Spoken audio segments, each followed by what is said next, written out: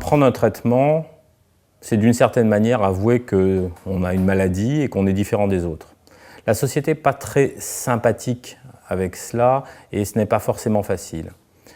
En plus, quand il s'agit de se faire une injection, forcément, ça renvoie à des images qui sont de la gravité, de à quoi ça sert. Il faut savoir gérer ces éléments-là et en parler directement.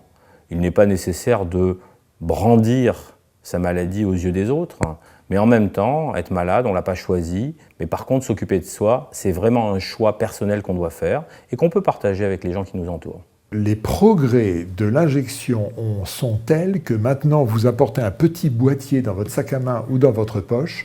Vous pouvez faire cette injection extrêmement discrètement. Quand on a pris l'habitude du traitement, c'est vraiment fait de façon extrêmement rapide, naturelle. On ne change plus sa vie en fonction de l'injection. Ce qu'il faut vraiment penser, c'est que ce sont les produits que l'on peut vous proposer, injectables, sont des produits tellement faciles d'utilisation qu'une fois qu'on a passé le frein de la première utilisation, on peut utiliser ces produits dans la vie courante de façon extrêmement, je dirais, anonyme. On peut très bien faire son injection discrètement, même à l'extérieur de chez soi.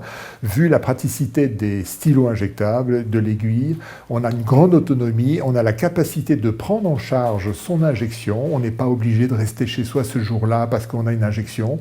On a une grande malléabilité qui fait que dehors comme dedans, on contrôle véritablement sa maladie, donc on prend le pas sur sa maladie et ce qui permet d'avoir une qualité de vie quasiment identique avec Monsieur Tout-le-Monde.